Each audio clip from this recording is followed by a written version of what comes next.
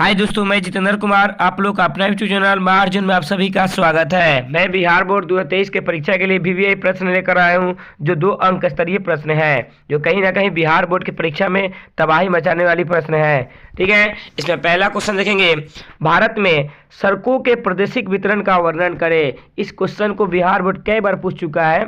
इसका आंसर हो जाएगा, हमारे देश में सड़कों का वितरण 12 ही समान है, जबकि देश में सड़कों का घनत्व का औसत देखा जाए तो प्रथम स्थान महाराष्ट्र, उत्तर प्रदेश का दूसरा स्थान, उड़ीसा तीसरे स्थान पर, लक्षद्वीप में सबसे कम पक्की सड़कें हैं। सड़कें के घनत्व के दृष्टि से केरल पहला स्थान, दूसरा गोवा और तीसरा उड़ीसा का है।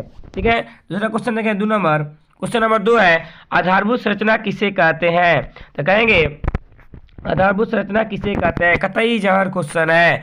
इसका आंसर हो जाएगा, हमारे देश की वे संस्थाएं जो देश के अधिक विकास के लिए सहायक हो उसे आधारभूत संरचना कहते हैं, जैसे परिवहन, अस्पताल, स्कूल, बिजली, बैंकिंग, रेलवे इत्यादि। ठीक है, अगला क्वेश्चन है 3 नंबर, वस्तु विनिमय प्रणाली क्या है? तो वस्तु विनिमय प्रणाली एक ऐसी प्रक्रिया है जिसमें वस्तु की लेन देन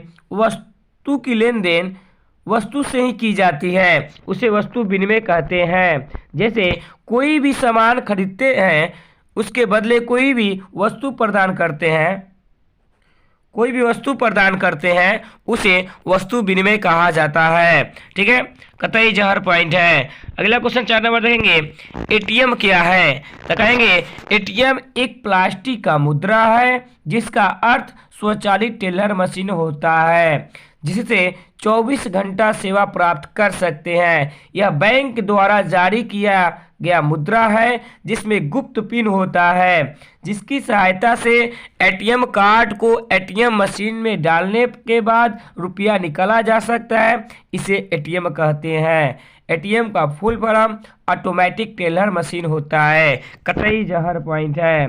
ठीक है, क्वेश्चन नंबर 5 है, बचत क्या है? तो कहेंगे कुल आय का वह भाग जो टिकाऊ वस्तुओं पर खर्च किया जाए उसे बचत कहते हैं।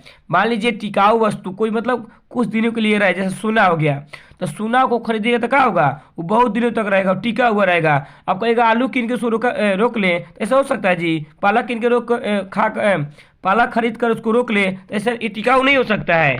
जैसे घर बनवा लिए, ये टिकाऊ हो गया। अर्थात में एक और परिभाषा बताई गई है, आय तथा उपभोग के बीच का अंतर ही बचत कहलाता है। मान लीजिए हम 500 रुपया कमा रहे हैं और 200 रुपया खा रहे हैं, तो बच्चा कितना 300, तो वही 300 आपका बचत सेविंग कहलाएगा। कतई जहर पॉइंट है। ठीक है, अगला क्वेश्चन है, क्वेश्चन नंबर लास्ट है 6, साख क्या है? तो साख का अर्थ होता है विश्वास या भरोसा। जिस व्यक्ति पर जितना अधिक विश्वास होता है उसकी उतना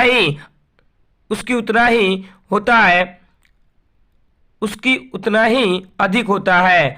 अर्थशास्त्र में साख का मतलब ऋण लौटाना या भुगतान करने की क्षमता को ही साख कहा जाता है। ठीक है, कह सकते हैं सिंपल परिभाषा में, साख का अर्थ होता है विश्वास या भरोसा। जिस व्यक्ति पर बैंक को भरोसा होती है, सेठेदार महाजन को भरोसा होती है, उस व्यक्ति को ऋण देता है, जिसको लौटाने की मतलब नीयत होनी चाहिए, ऋण मुहैया कराने की नीयत होनी चाहिए। ये ना पैसा लेकर भाग गए तो उसको कोई पैसा देगा जी? कतई नहीं दे सकता है। देखिए कुछ लोग क्या होते हैं, पैसा बैंक से लेकर भाग जाते हैं, तो बैंक का क्या होता है, भरोसा टूट जाता है। इसीलिए बैंक किसी को भी साख ऋण प्रदान करता है तो भरोसा उम्मीद पर करता है, ताकि वो समय के अनुसार मेरा साख फिर प्रदान कर सके, ऋण लौटा सके। ठीक है, आज के लिए इतना ही है।